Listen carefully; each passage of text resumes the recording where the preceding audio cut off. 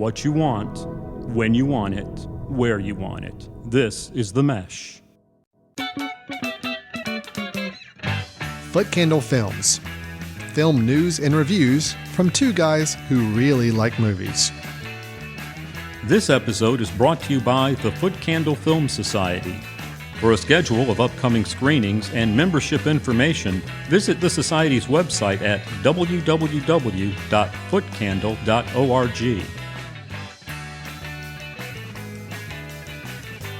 Hello, everyone, and welcome to Foot Candle Films here on the Mesh.tv podcast network.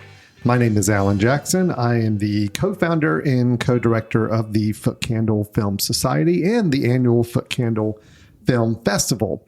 Across the table from me is the other in that co-director and co-founder role, Mr. Chris Fry. Chris, how are you doing? I'm doing well. Hello, podcast listeners. Hope you're doing well. Yes, we hope you're all doing well. And thanks for listening today. We're going to be going through the following things during our show. This is our ongoing film review and discussion show here on the Mesh.tv podcast network. And what we're going to be doing first is a couple of reviews of some new films. And we always like to have the show kind of at least one or two reviews of new films. And this episode is no exception. So we'll be starting off with one that you can only find in theaters as of the time of this recording. One of the few films to actually make it back to in-theater screenings only. And that is A Quiet Place Part 2. Then we'll be following that up with a review of a Netflix film, which you can watch at home online, The Woman in the Window. Then we're going to have a couple of news items that we want to share. And then we'll end up the show where Chris and I both give a recommendation of a film that we recently caught up with or maybe caught back up with and want to give as a recommendation of something to check out. So, Chris, that is the plan. Theaters are opening back up. Things are kind of returning to some sense of normalcy in the movie world. And so we're going to find ourselves in the movie theater a little bit more in the coming months, I think, than we definitely have in the past year. So that's good, right? Yes. It's exciting. That's fun. And let's go ahead and start with our first review, which we both saw in a movie theater. It is A Quiet Place Part 2.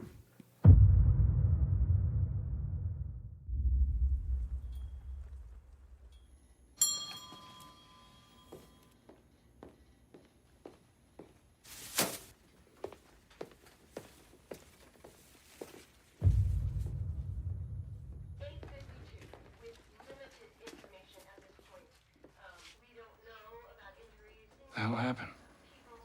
A bomb, I think.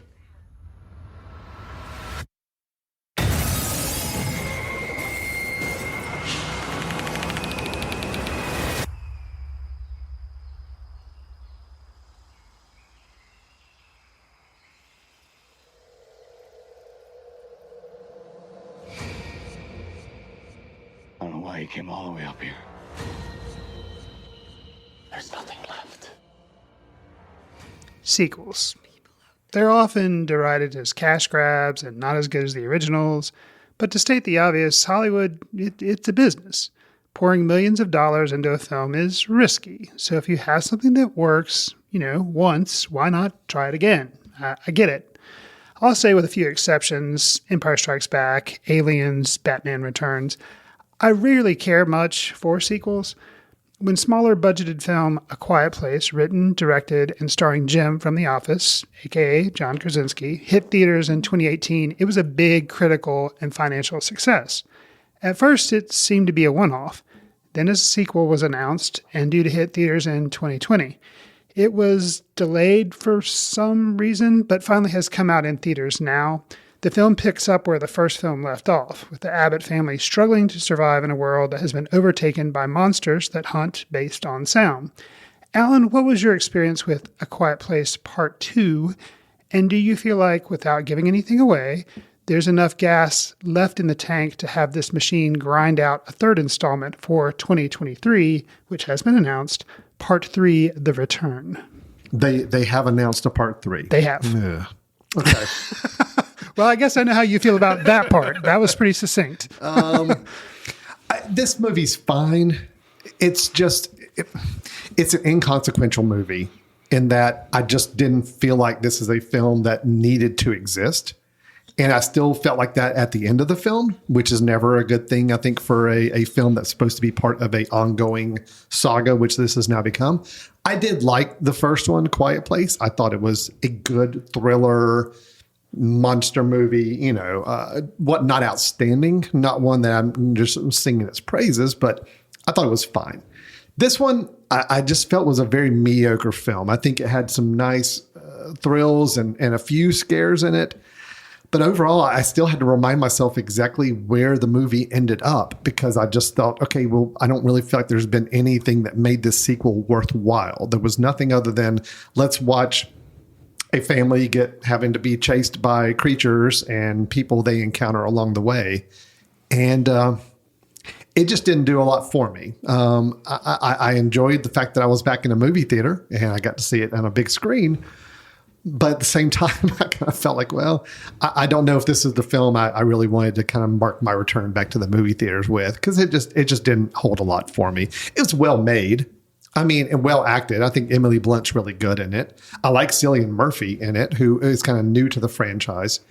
And I did like, I'm not going to spoil this, I don't think, but the opening sequence before the title display was a flashback. Mm-hmm. And I enjoyed that because that at least gave me some background that kind of helped leads to the rest of the film. And obviously they also introduced a character in the flashback that did become a character later in the film. So they kind of had to do that. And plus it gave us a chance to see Jim again from The Office because, everybody likes to see Jim. Everybody likes to see Jim. And I don't think he was going to be in this movie if there wasn't a flashback. We knew he was going to write and direct it, but we didn't know he was also going to be in it. Exactly. So it was fine. I mean, it was fine, Chris. I just felt, I questioned myself afterwards why, other than the cash grab you mentioned in your introduction, I didn't really see a reason for this film to exist. So that's my take on it. Chris, I'd like to hear your thoughts. Alan and I we try not to. I mean, we work in the same office, so we don't try to talk to each other about films. We succeeded with this one. We kind of, didn't talk anything about it beforehand. I don't post anything on social media because I know Alan might see it. I really liked this film. I liked it better than the first one. Wow.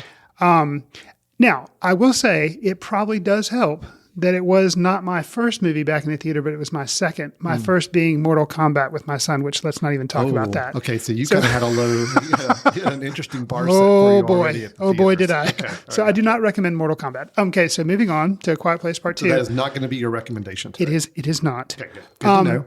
So this film, I remember the first film and I remember seeing it in the theater and it was, saw it with a big crowd and the silences, but also the noise when it happened. It was I can see why they did delay this film to try to have it come out exclusively in theaters. I get it.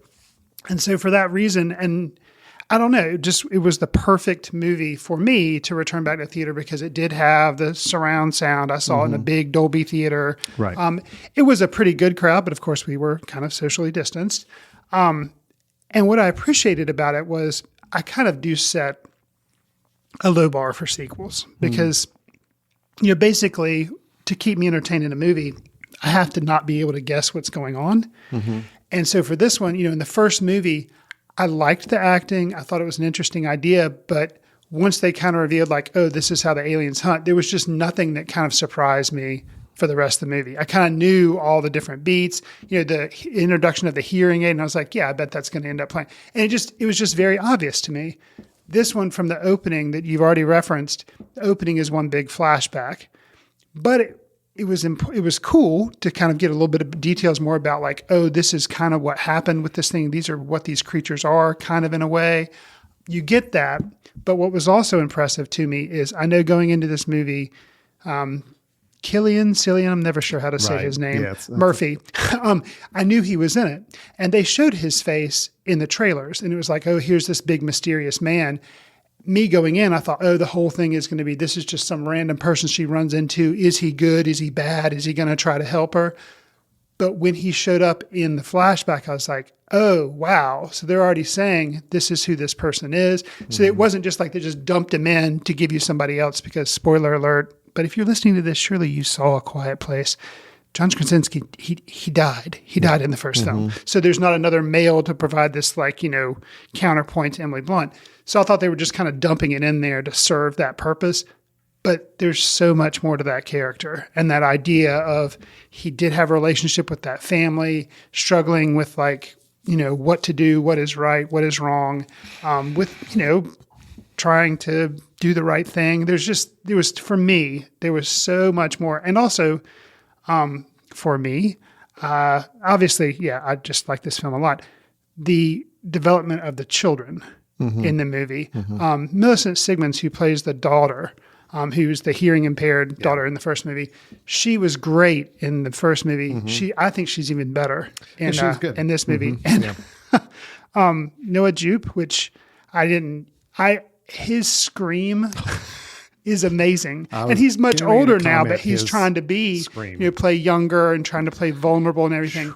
And his scream is amazing. Well, like he could be a Foley artist just for his like scream. There is the scene, you know what I'm talking about, where he has to just let that scream unfurl for a good while. And it's unnerving. He's very good at that. So, I mean, I understand where you're coming from. I do see that, I think there were some interesting things they did along the way with this film, but I don't know. I still just kind of come back to the idea. I guess you say you're a little more lenient with sequels. I'm probably a little tougher on sequels.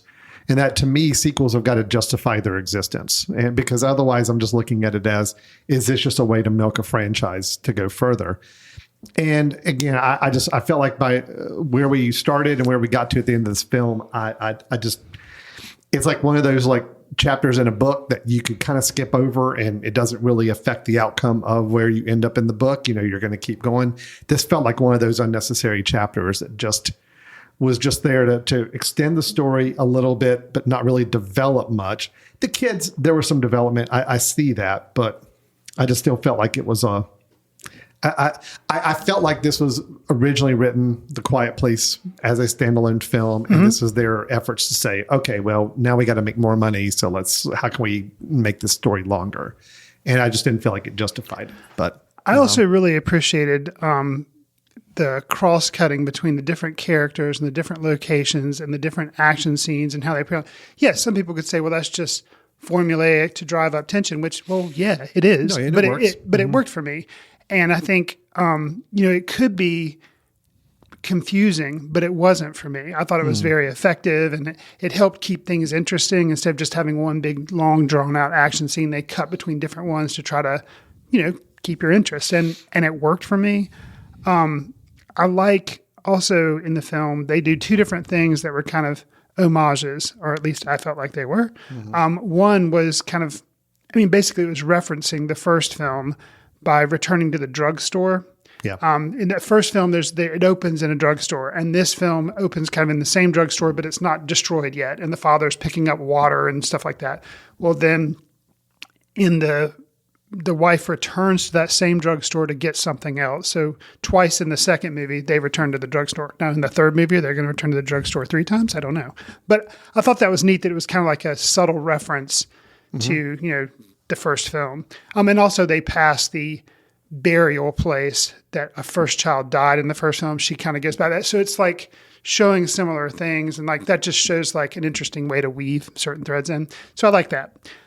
Also, I mentioned in the intro, I am a big fan of the film Aliens. And I felt like what felt like to me an homage to Ripley in the Aliens film when Emily Blunt has to have this face off because she's trying to get to her child and there's this big, huge alien in the way. So she has to have like this direct face off. Yeah, done probably millions of times in the films, but just the way that was staged, it reminded me of Ripley and Aliens. Which I really like that film.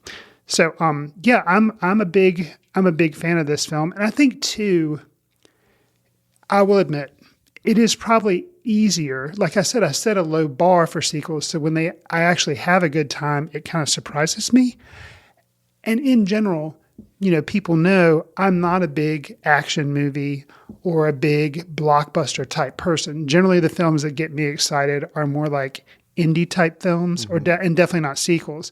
So for me, this was just, I don't know, it was such a big surprise that I had a better time with it. And that immediately, like once the better time started, it was hard for the film to mess that up, I guess. Okay. So did it Did it bother you at all? So there are two. Do this without spoiling. Okay. There are two encounters late in the film, two different groups that are encountered. Okay. All right. I think I know where, I don't know where you're going, but yes. One has to do with water. Yep.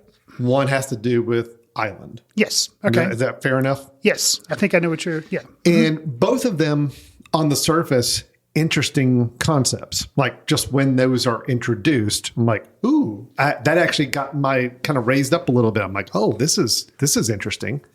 And it was probably about 5 minutes later, they're gone.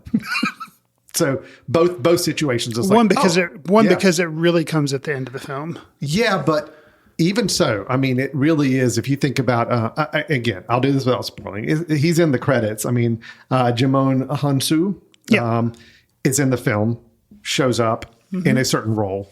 And again, I'm like, okay, all right. Now this is getting me somewhere interesting. This is developing into something. And then really, I was kind of just surprised that 5 to 10 minutes later, okay, well, that whole subplot's gone. Like they're done. They're done with that. We meet some interesting people at this waterfront that have some of their own motives. And there's some, I mean, they even had Scoot McNairy, who's actually a pretty good actor. I recognize in the role there. I'm like, oh, and now they're gone. Like within I'm glad 5 minutes. he was I'm in like, it just because I like his name. I know, Scoot McNairy. I was a little disappointed that both of those are moments where I felt like the film was working to develop something. And I almost felt like there was a longer version of this film where both of those subplots had a lot more depth to them and interest to them. But as it was just like, oh, here's a cool concept. And we're going to go ahead and like finish that out and let's move on. Oh, here's another cool concept. Okay, yeah, we're done with that too. Let's just kind of put that to bed. And that was, I guess that added to my disappointment where I just felt like at the end of the day, it felt very inconsequential. If either of those had some impact, then I would have felt like at the end, okay, well, at least something has progressed, but I just didn't feel it. I couldn't disagree with you more. Okay. The first group, there again, trying to avoid spoilers here. The first group, yeah, I could see, but it was necessary to kind of set something up, and I can't really go into a lot with that. But anyways, yeah, I could see the complaint with the first one. With the second group, what was awesome to me is by somebody basically calls their downfall.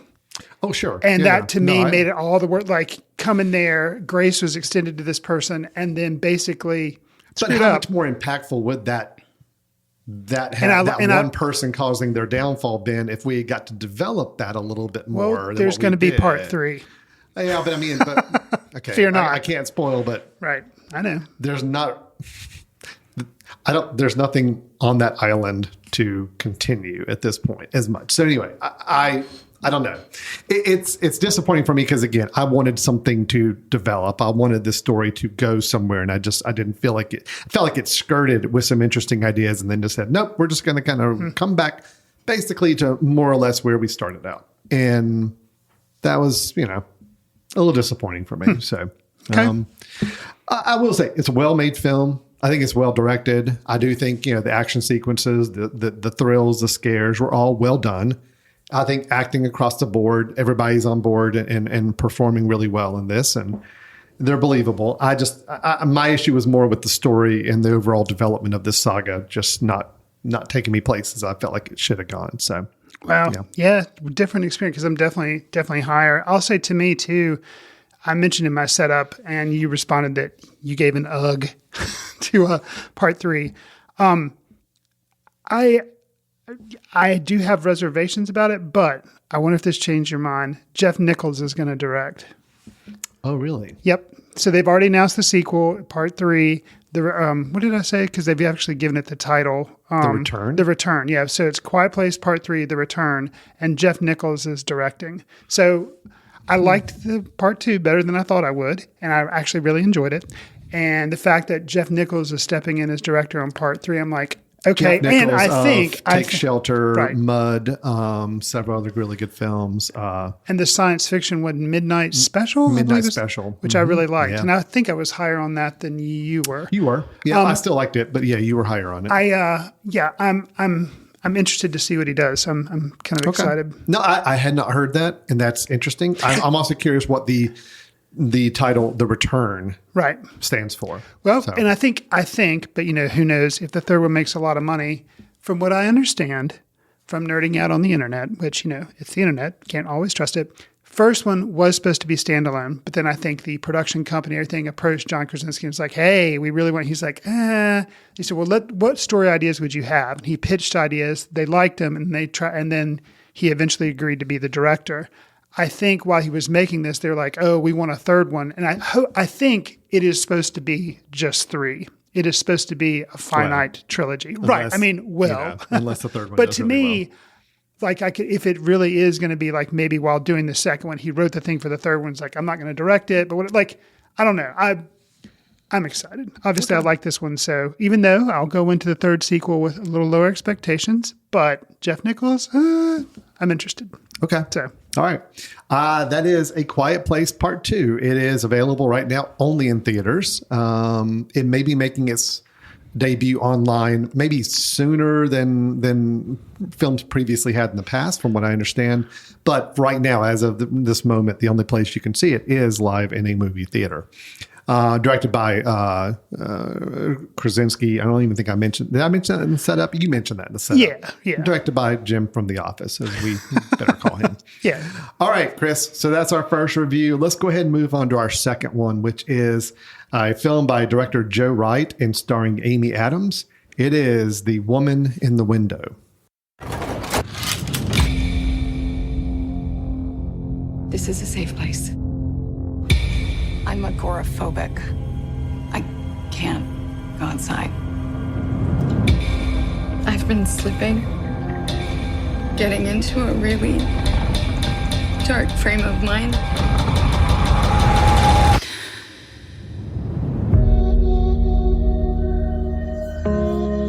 So what's the latest on the street? Your neighbor, she's become a friend. Her name is Jane Russell.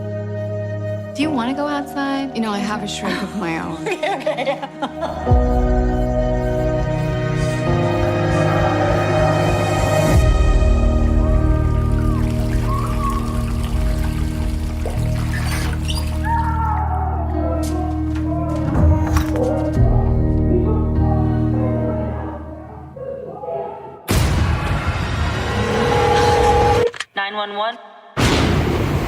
My neighbor Jane, she's been stabbed.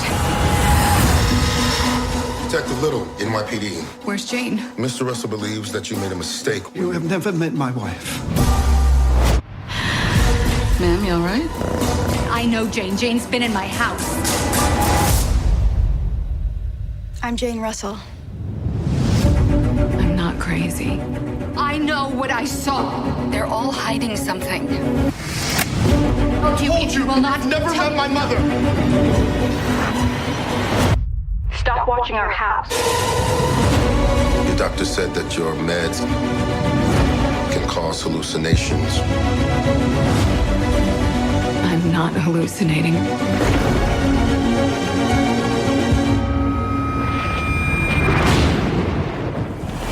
I think there's somebody in my house. Don't go looking into other people's houses. You won't like what you see.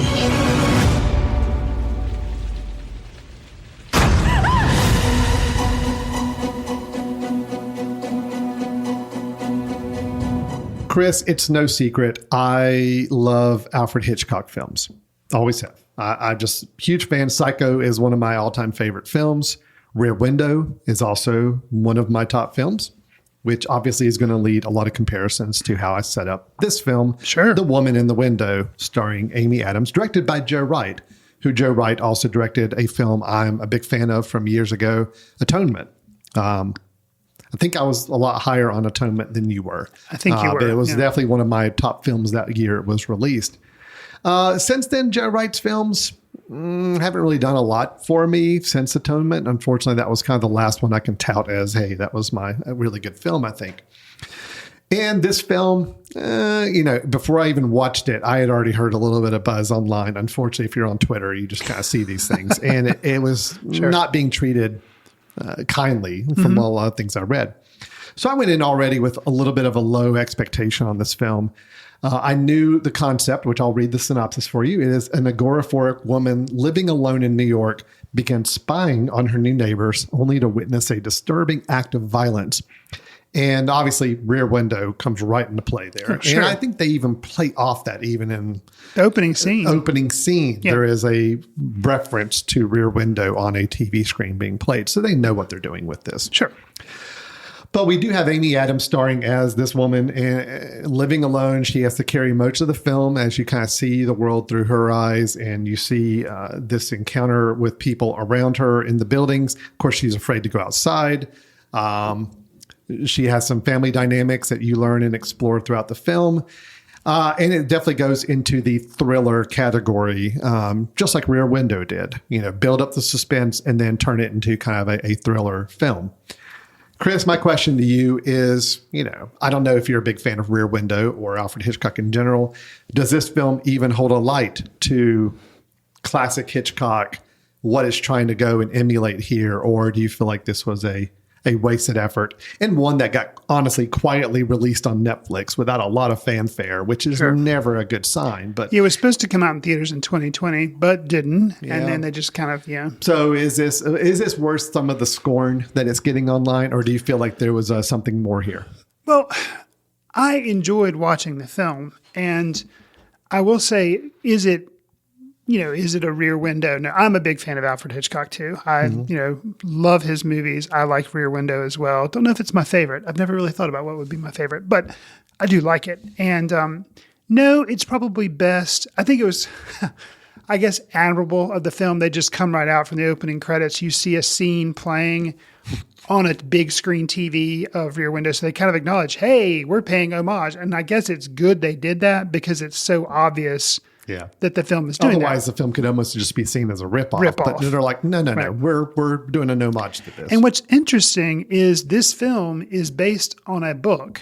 Mm-hmm. So there was a book that then, a bestseller, that then, somebody wrote the screenplay and now we have the film. But it's not like they just, like you're saying, just updated Rear Window. No, this came from a novel. Mm-hmm. So I guess what made it interesting, and I'm not going to say it was a good film. I didn't like it. But what made it challenging for me to watch, and I think it's kind of a good example of film criticism, is I was trying to figure out, why didn't it work? I don't understand. And I'll explain what I'm talking about. We have an amazing cast. We have Amy Adams, Gary Oldman, Anthony Mackie, Julianne Moore, Jennifer Jason Leigh, Wyatt Russell. Yeah.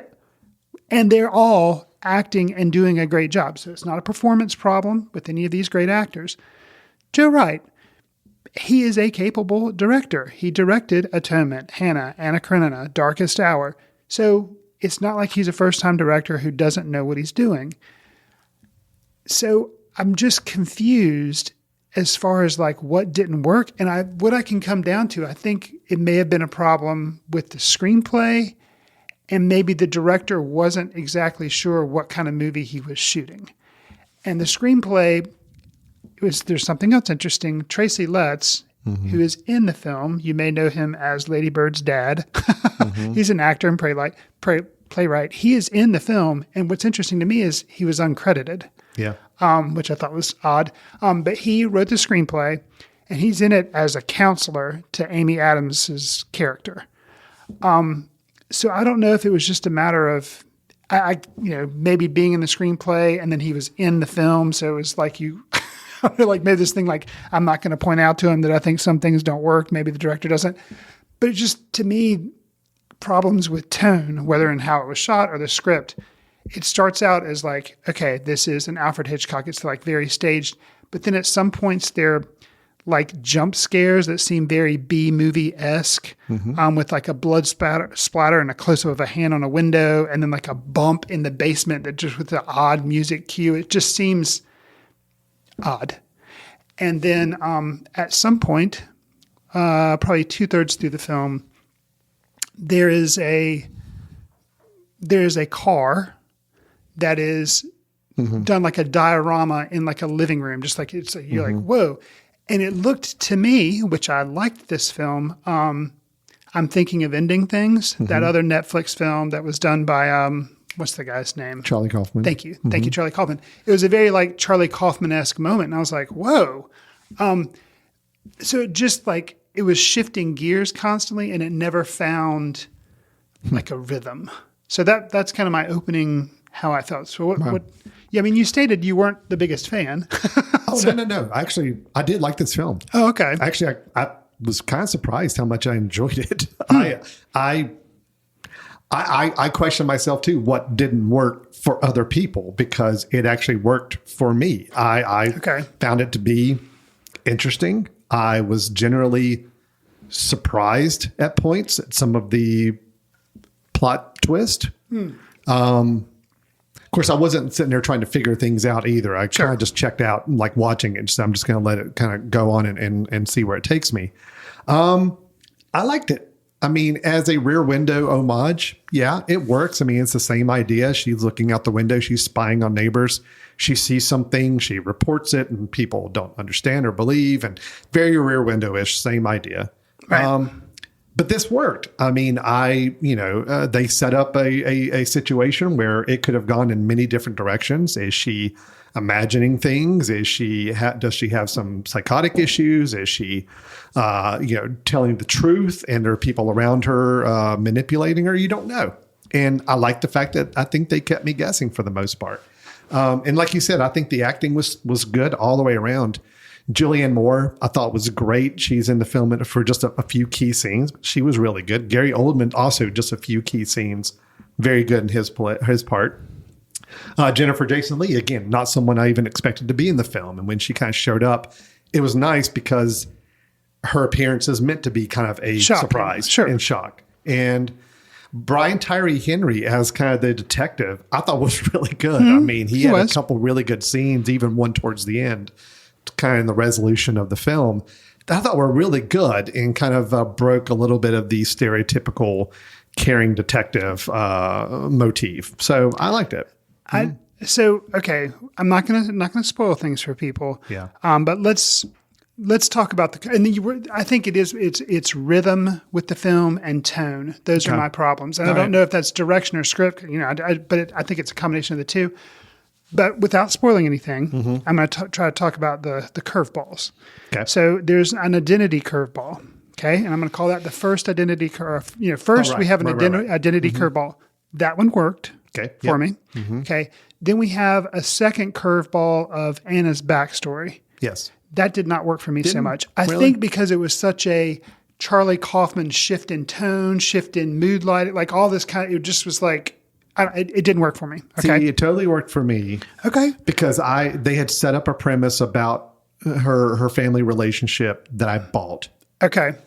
And then when they threw the curveball, I'm like, oh, wow. Okay. I had maybe gotten a hint that maybe that was the direction they're going, but I kind of forgotten about it by the time they brought it up. So I'm like, oh, and I think it was too telegraphed for me. Okay. So I think I kind of, which my fault. I picked up on it. Can I just comment on that part though? You mentioned about the diorama, the car, and the and I like room. that aspect. There's the aspect that came before that I had a little bit of problems with. But, you got some flashbacks and all, and but what I thought was nice is the film opens with swirling snow. Yes, which I kept coming back to thinking how that weaves in and kind of the movement of the snow, and then when you actually see the scene that it brings into focus, I'm like, oh.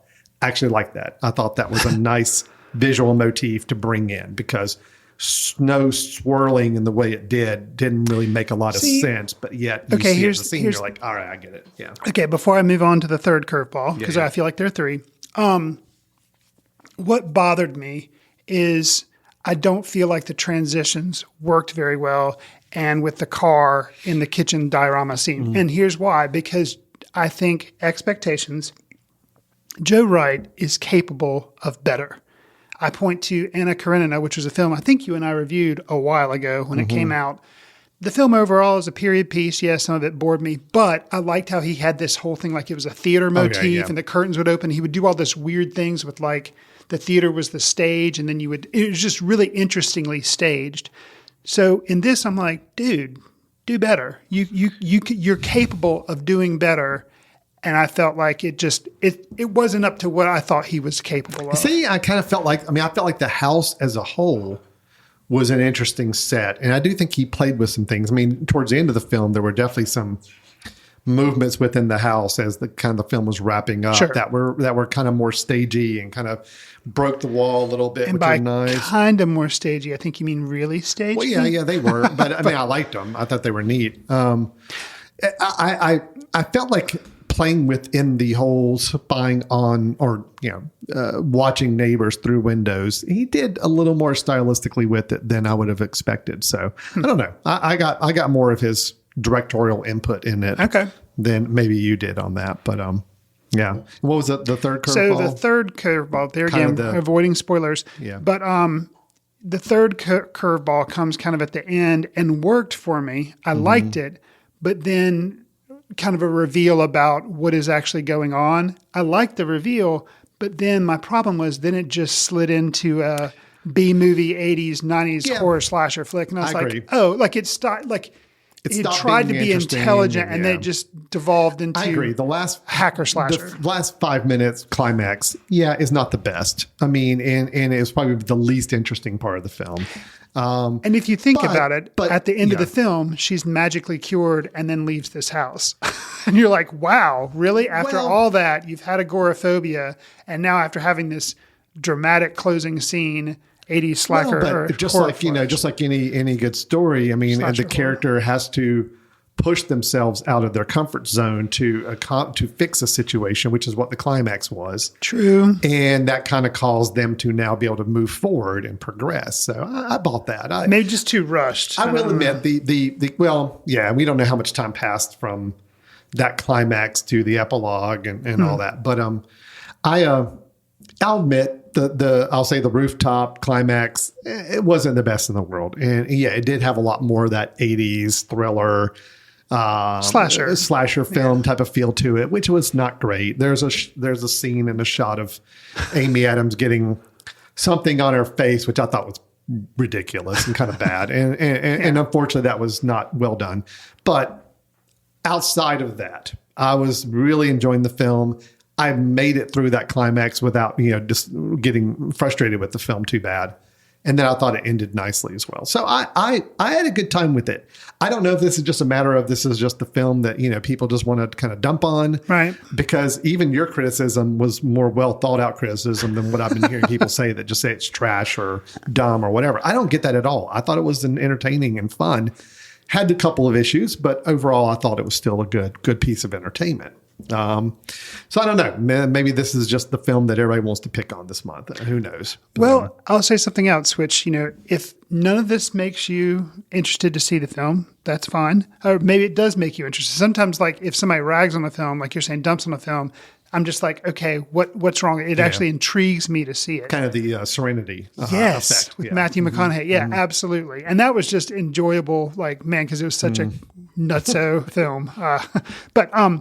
So, does this interest you, or do you find this interesting? Some people hate what they call extra textuals, where you bring in all this outside information. So I mentioned briefly the book.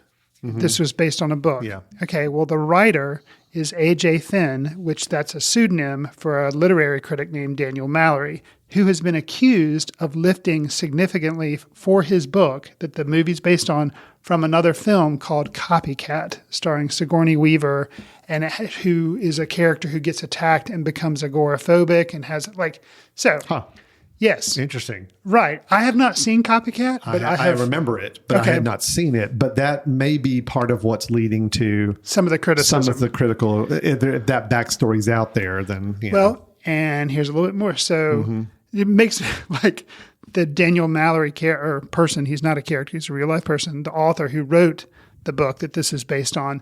Then it was also revealed in 2019, I guess right after Tracy Letts had written the screenplay and they were shooting the movie. It also came out through like a New Yorker article that apparently he'd made up a lot of details about his past, like his mother dying of cancer and his brother having a drug problem. I can't remember the detail, but so it's just like, whoa, there's a lot of interesting, weird things going on. So the fact that they then made this movie, and it's about somebody that has some psychological issues. Yeah, okay. So there's some backstories to it that may Which is be kind of impacting a little interesting. bit. Yeah, but it could also be, the criticism. If you can leave all that behind, which when you see a movie, it should come down to, hey, do you like, you may not appreciate the originator of the art, but can you appreciate the film for what it is? Do you like the film itself? So, I'll just close in saying, if you pull up the IMDb listing for this film, which, we do our research and to make sure we've got cast names and all that, right? Sure. They have a user review section. And, I typically, after I've seen a film and I've kind of formed my own opinion, I may go down and glance at those user reviews. The first one that pops up right off the bat is, I don't get the bad reviews. That's the title of the review. It's like, sure, this movie is no masterpiece, but in my opinion, it's a good Friday night watch. It's pretty thrilling and entertaining. It had me glued to the screen. Honestly, not that bad. Is this review by Alan Jackson? That may have been something I wrote kind of in a nighttime stupor where I was half asleep or something. But that I'm like, yeah, exactly. I think it's pretty thrilling and pretty entertaining. Honestly, not that bad. That ought to be the movie quote on the Honestly, not that bad. On the movie poster. So that is Woman in the Window. I'm gonna give it a recommendation. I thought it was a fun watch. I'm like, especially it's on Netflix. Would I have felt differently if I'd gone to the theater and paid full ticket price for it? Maybe, but I still think I would have found it pretty entertaining and enjoyable. But at home on a Netflix Friday night, man, this is a good watch. It's a fun movie. So yeah, and I don't. It's a weird thing. I don't know if I feel like a recommendation because I feel like it does have problems, but it's just interesting to me. Kind of the reason to watch it is why doesn't it work? Yeah, I mean that's a good question. I mean, if you hear me saying I think it works, so why isn't it clicking with everybody? And else? I'm just struggling. What can I nail down? That's like why? Because it's not bad acting. It's not it's just like what's going on. So. Yeah. All right. Well, that is The Woman in the Window by Joe Wright, starring Amy Adams and a list of many other top actors. It is available on Netflix. If you have Netflix, you're able to watch it right now for basically free, with your subscription. And, write us and let us know what you think. If you watch the film and you have an idea of maybe why it's just not working for everybody, why it may not be working for Mr. Fry, give us some insight. We'd love to hear from you on that. So. All right, Chris, we're done with our reviews. We're going to take a quick break. When we come back, we've got a couple of movie news items to share with you, some upcoming productions or maybe some announcements made in the film world. And then we're going to wrap up the show with our recommendation. Chris and I both sharing one film each of something we think is worth your time or we want to revisit. So stay tuned. You're listening to Foot Candle Films here on themesh.tv, and we'll be right back. This podcast is sponsored by Jackson Creative, a custom communication agency located in downtown Hickory, North Carolina, specializing in online content creation. To learn more, visit thejacksoncreative.com. Jackson Creative, we tell your story. Hello and welcome back to Foot Candle Films here on themesh.tv. Alan Jackson and Chris Fry with you again from the Foot Candle Film Society and our annual Foot Candle Film Festival, which is coming up. Yes. September 22nd through the 26th. September 22nd through the 26th of 2021. Film submissions have closed. We have got our film selections just about in hand. We'll be announcing the films of our festival in July. Tickets will also be going on sale in July. And then the festival itself will be both an in-person and a virtual component to the festival films this year. So if you live in the state of North Carolina, you will have an opportunity to watch the films online. They will be kind of geo-fenced North Carolina based. So you do need to live in the state of North Carolina to be able to watch the films. But obviously, if you're going to be anywhere close to the Western North Carolina Hickory area, we'd love for you to come join us in person at the festival, September 22nd through the 26th. FootCandleFilmFestival.com is where you would go to find out information. That'll be where we announce films and we announce the ticket sales. Did I miss anything, Chris? No, that was good. Yeah. Now I don't have to do it at the end of the show. Yeah, hooray. Good. Well, I mean, you can do it again at the end if you want to. I just figured I'd go ahead and rattle it off while it was on my mind. So, all right, Chris, let's get into a couple movie news items. We like to talk about projects that are on their way. Sometimes we dip into trailers. Not today. Don't have any trailers for today. Today is just going to be some news items. Okay. First up, I do want to talk about a film that just got announced, I think today. Actually, I just read it this morning. And I think this sounds like an important film. So I do want to kind of talk about it. Harvey Weinstein, Yes. obviously a guy who ran Miramax for many years, is currently in federal prison for a lot of sexual assault or sexual harassment, sexual assault charges. And his conviction years ago kind of really opened up a lot of dialogue about some of the practices that were going on in Hollywood, especially with him, but also with others as well. So that Weinstein investigation movie is being made into a movie. Okay. And it's called She Said. Okay.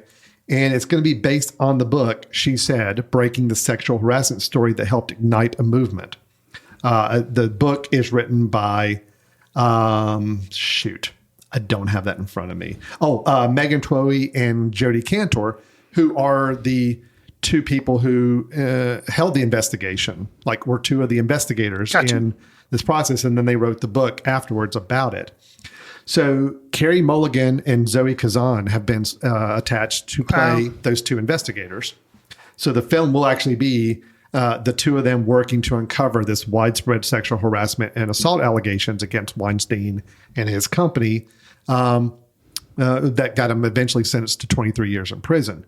Gotcha. Maria Schrader, who is a director, she worked on the Netflix series Unorthodox, which I'm not sure if you're familiar with it or not. I have heard of it, but I have not watched it. I've seen some of it. It's good. And she's directing it from a script by Oscar winner Rebecca Linkwitz. Production's set to start this summer. As I look back, Chris, thinking about films like this that are based on big investigative efforts on really historical moments in society, you look back all the way to All the President's Men. Yeah. And I look even more recently to Spotlight from several years ago. Big, important films covering really big, important topics and normally done really well, especially if you've got good talent and good cast attached. So were you familiar with this production? Or any thoughts you've got on it? I had not heard it was happening. Interesting. I'll be interested to watch it because I am curious. I mean, I know kind of what I've read in the news, but I haven't followed it closely. So to really get like a look at all the details. And I'm a big Carey Mulligan fan. So I'm sure it'll be good. And Zoe Kazan too, also very good. So the two of them kind of as lead investigators, kind of the Woodward and Bernstein, of this situation and this generation. Could be really interesting to see. I will say one that did not work for me. Now, it wasn't as much from the investigation I know you're going with it. Angle, maybe as much as here's a situation that was happening. Yeah. And I think the problem is they took, even though I kind of liked the trailer, because I liked the Billie Eilish song that they were using, Bombshell, that came out, I just thought was pretty terrible.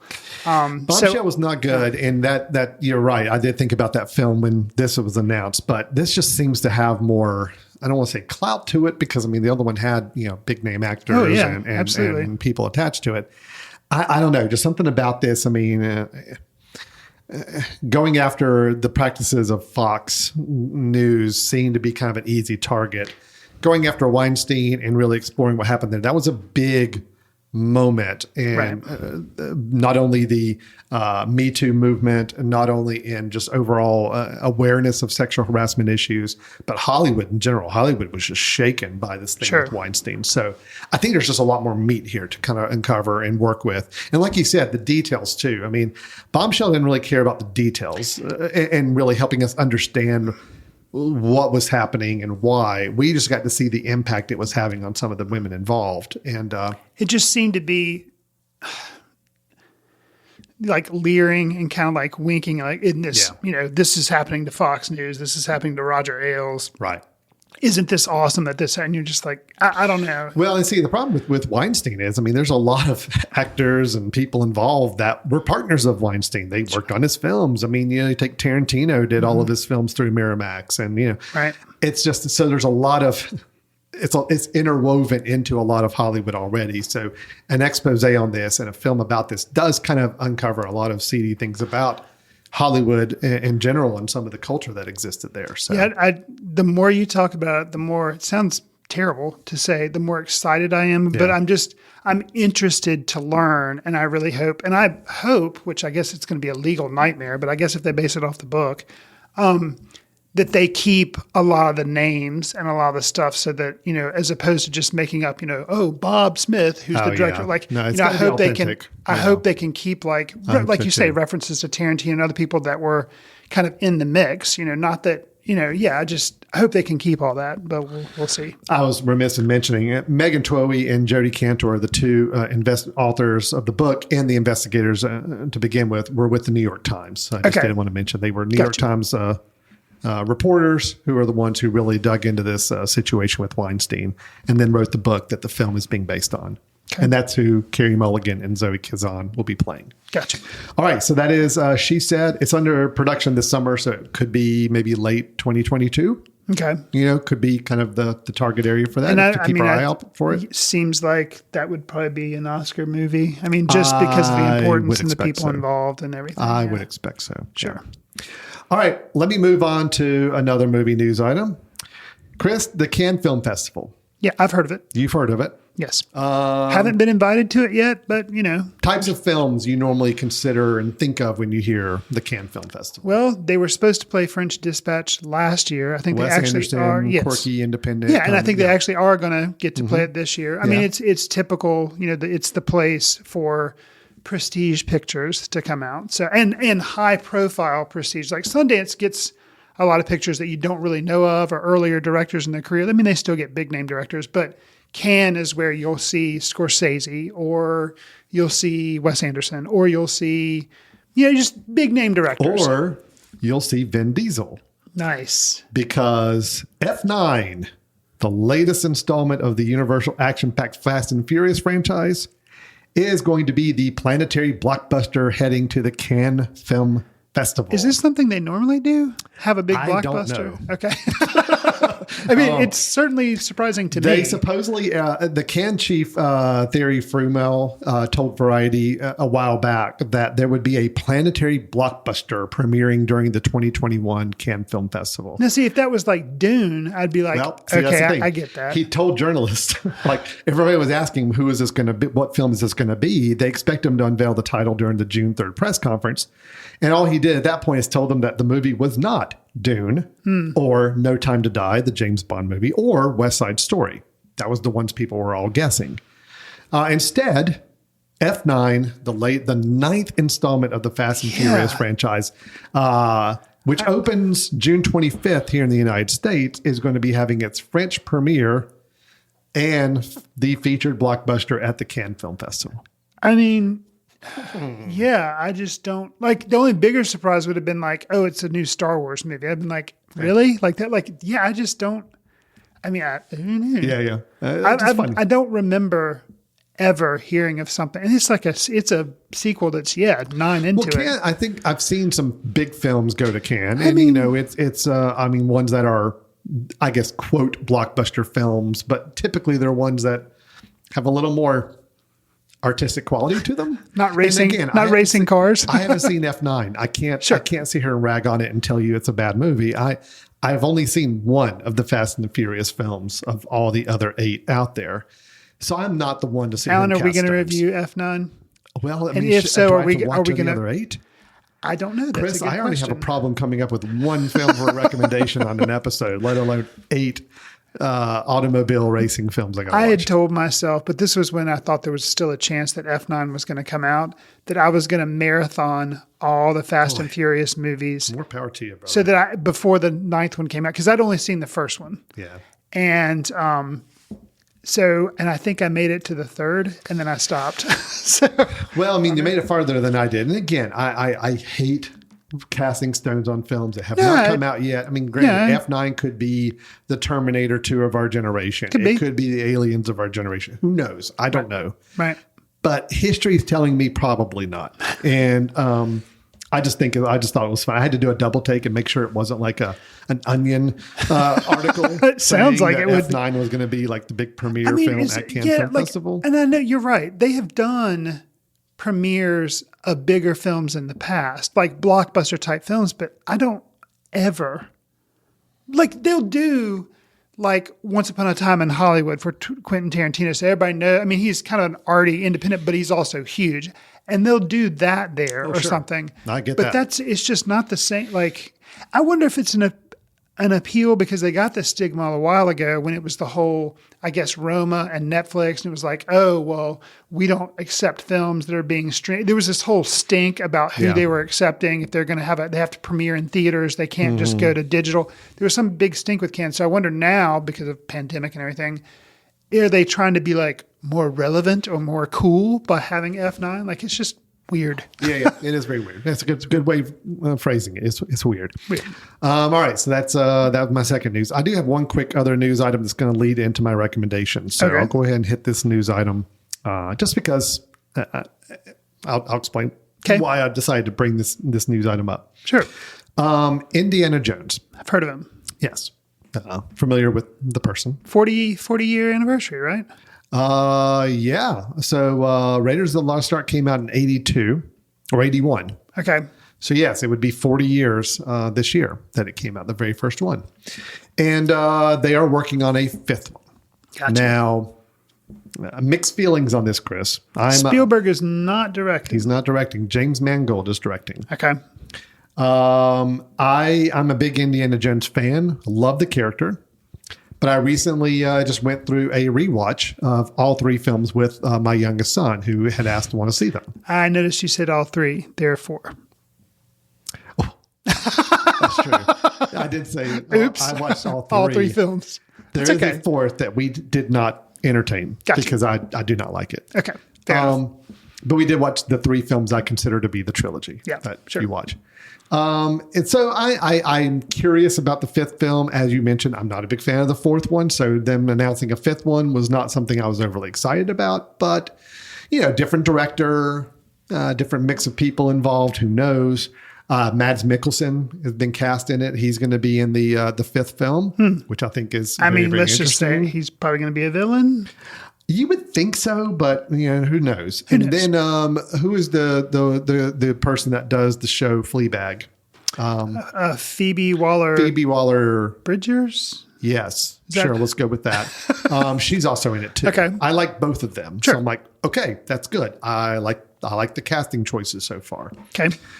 So Indiana Jones 5th, the reason I bring up as a news item is it just went into shooting like now. So there's supposedly Harrison Ford's still involved. Harrison Ford's still involved. Shia LaBeouf not involved. Not involved. Okay. Because he was in the fourth film that you don't speak about. In these Son, I guess, if we're going to hold the fourth one in canon. Right. Sure. Indiana Jones is pushing, or Harrison Ford's pushing 80. So I'm kind of curious, stunts wise, how they're going to do, what they're going to do with this. I don't know. I just think it's interesting. I don't know if this is a chance for them to still try to come up with a new generation of person to take on the hat and the bullwhip, or is it going to be Indiana Jones' death? Because they have said this is the final one. They've come out and said last one. Don't know. Could be interesting. Wow. If they say way it's to the final way to be a one, bummer, Alan. I'm just throwing it out there. Yeah. It's very possible. Wow. Okay. Because otherwise, what are you going to do if you do decide to make a sixth one? Right. You got to somehow feature him back in there, and they let Han Solo die. So why not? Sure, it could be. And supposedly Harrison Ford likes the idea of his characters dying. I think that was the whole thing he did with Force Awakens. He said, "I'll do it if you kill off Han Solo because I kind of want him to die." So that's what I heard as a rumor. Don't know if it's true or not. Anyway. Wow. Interesting. But so fifth one's underway. There was a rumor out there that supposedly people who took photos on the set, leaked photos, said that someone wearing a Harrison Ford mask and dressed as Indiana Jones was doing all the stunts. So it may be that they were using stunt doubles and people with a Harrison Ford mask on, which I think would be interesting. Which you're going to be selling for $1 million on eBay. We will see how they pull this together. I'm hopeful, but I will admit the fourth one left a really bad taste in my mouth. So anyway, that's our news items for today. Okay. But let's go ahead and lead into recommendations. And as I said, my news item was going to trigger my recommendation. Let's keep talking Indiana Jones while we're at it. Okay. These are recommendations. Chris and I both bring out one film that either we just saw and want to recommend, or one we just caught back up with or wanted to pass along as a recommendation. As I mentioned, we watched all three of the Indiana Jones trilogy, the original trilogy, at our house. And it's been a while since I've caught up with them, especially not watched them like all in a row. And again, I'm a big fan of the character. I'm a big fan of the mythology they based around him. But I'm going to give as my recommendation one that I feel like gets misaligned a lot. And that is Temple of Doom, the second one. I dare say it's my favorite. I think it's my favorite of the three. And I know a lot of people, the criticism is it's dark. It has a lot of trauma to it, with children, and it's just a dark film. I think it's probably why I like it. I mean, it's the one film of the three that feels like it is truly a independent adventure of Indiana Jones. It's like, all right, from the very minute we see this film starts out with this really, really wonderful. I love the whole opening sequence in Shanghai. With the song and dance opening, and then there's a big breakout fight inside the Shanghai bar, which leads to a plane crash situation. It's just the whole 20 minutes is almost like breathless. Like you finally get to the point where they stop and it's like a big exhale. And I loved it. It's thrilling. And then it takes you right into another plot line and you go on this other story. I think it's the best standalone adventure film for this character. And, yes, is Kate Capshaw a little over the top with her performance? Yeah, it's a little much, but her character is meant to be that way. Sure. So I'm okay with it. You got Short Round, as his sidekick, which I think is great. I hate that Short Round didn't appear anywhere else and just had the one film. Overall, this is to me encapsulates what I like about Indiana Jones. He was a character that could put on a tuxedo and glasses and still fit into a dinner party. And then he puts on the fedora and the bullwhip, and he's out there, taking out cult leaders and all that. Sure. There's also a scene where Indiana Jones drinks the blood of something or another in this cult and actually goes dark for a little while. And his kind of coming back was actually one of my favorite moments. It's just a nice little, just kind of punch the air kind of a cheer moment for a film. So anyway, I love Temple of Doom. It gets a lot of flack out there in the community, I think. Everybody, of course, the first one is still great. That's a really, really tight, close second for me. But I will admit the third one, watch the third one again. And I know a lot of people say it's their favorite because it's the lighter one. It's the funnier one. It's got Sean Connery as the father. It's almost too funny, too silly for me. Give me the first two any day of the week. Third one was fine.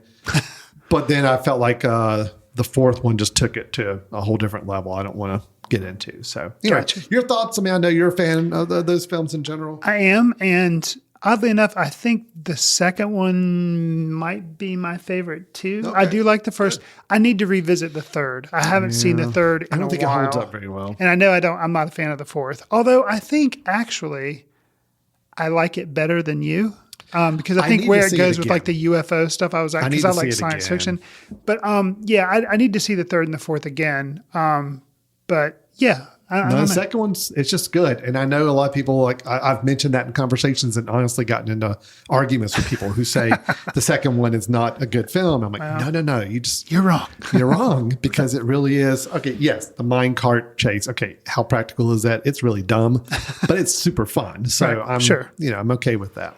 Anyway, my recommendation is if you've skipped on Temple of Doom because you just remember it being too dark and scary and all that, it's a really good adventure film. It's my favorite of the three. So okay, right. Fair enough. What about you, Chris? What have you got for a recommendation for us this episode? So I'm going to recommend a comedy special that has come out on Netflix. It was wrote, directed, and shot by Bo Burnham. And it's called Bo Burnham Inside. And it was something that he did over the past year while in quarantine. I believe it looks to be like a little separate building from his house or his apartment, but it's just not a shed, but just basically like a little office room. And yeah, the whole thing takes place inside there. And for those of you, he was in Promising Young Woman. That's where you might, see him or recognize him from. But he's also been a comedian. He started off as a YouTube star, and then he's done, I think, 2 other comedy specials for Netflix. Mm-hmm. But basically, he does basically this consists of some, not skits per se, but I guess, yes, they are kind of skits, but then also little songs that he does that he weaves in it. Years from now, let's say 10 or 15 years from now, I'm talking to a teenager that wasn't around during the pandemic. And if they say, what was it like living through the pandemic? I think, although they'll need to be, I guess, 15 or a little older maybe, but I'll show them this Netflix comedy with air quotes special and watch that. And then after they watch it, I'll say, okay, do you have any follow-up questions? Because it really, there are some funny moments, but it can get kind of dark because he seems to be struggling with depression and the fact that he's trying to be creative, but he's trapped in a room, hence Inside, the name of the special.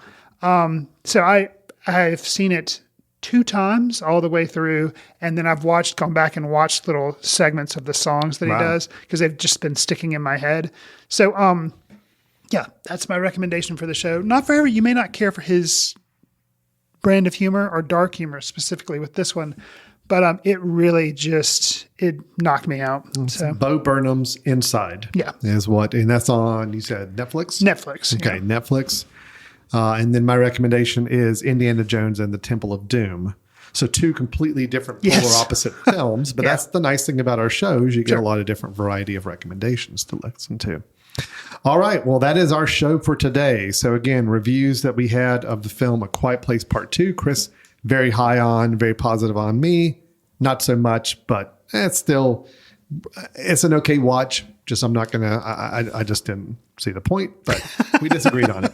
The second one was The Woman in the Window, which I liked quite a bit. Chris was lukewarm on, had some issues with, but we both agree it probably not as bad as you might have heard and worth a watch to some degree. If nothing else, like Chris said, to figure out what's not working in it. So what made it not work for some people. Then we had our movie news items. She Said, coming out hopefully in the next year and a half or so. Should be an interesting film to follow. And we talked about F9 being at the Cannes Film Festival and how kind of interesting that is. And then Indiana Jones. I talked a lot about Indiana Jones. Number 5, how much I disregard number 4, and how much I love the second one. And then your recommendation, Bo Burnham, Inside. All right. That summarized the show pretty well. I think so. I summed it up for us pretty good. So, Chris, anybody that has any thoughts, opinions, ideas, feedback, where do they go? You can send an email to info@footcandle.org. You can also follow us on Twitter @footcandlefilm. We are on Letterboxd, where we try to track what we're seeing. I'm Chris Fry, Alan's Alan Jackson, and sometimes we try to leave short reviews on there as well. Alan mentioned our Foot Candle Film Festival. It will be going on the 26th through the 22nd through the 26th. As of right now, Marvel has not contacted us to release Guardians of the Galaxy 3 at our festival as a surprise big hit. So we're not quite competing with Cannes yet, but we'll let you know if that. We will have a big planetary blockbuster right at our festival. Sure. I think, maybe. Also, if you like our show, which we hope you do, give us a star rating, write a review, share with friends in iTunes to help us reach new listeners. We'd appreciate it. We're also on iHeartRadio, Stitcher, Spotify, and Pocket Cast. All right. Well, that is Foot Candle Films for today. We will be back sometime soon with another episode, some more films to review, some more film news to discuss. So for the Foot Candle Film Festival, Foot Candle Film Society, Alan Jackson and Chris Fry, thank you very much. We will talk to you next time. See you in the ticket line. Watch films in the company of like-minded people in the dark. Watch films in the underground. We won't let anyone know where you are. The films that don't make it to Carmike at the mall, or ones that were famous when Grandpa would watch films out of the reverence of the heritage of an art. Watch films through the courtesy of Foot Candle Film Society. Special thanks to Carpal Tuller for the show theme music. For more about Carpal Tuller, visit www.carpaltuller.com. You've been listening to The Mesh, an online media network of shows and programs ranging from business to arts, sports to entertainment, music to community. All programs are available on the website as well as through iTunes and YouTube. Check us out online at themesh.tv. Discover other network shows and give us feedback on what you just heard.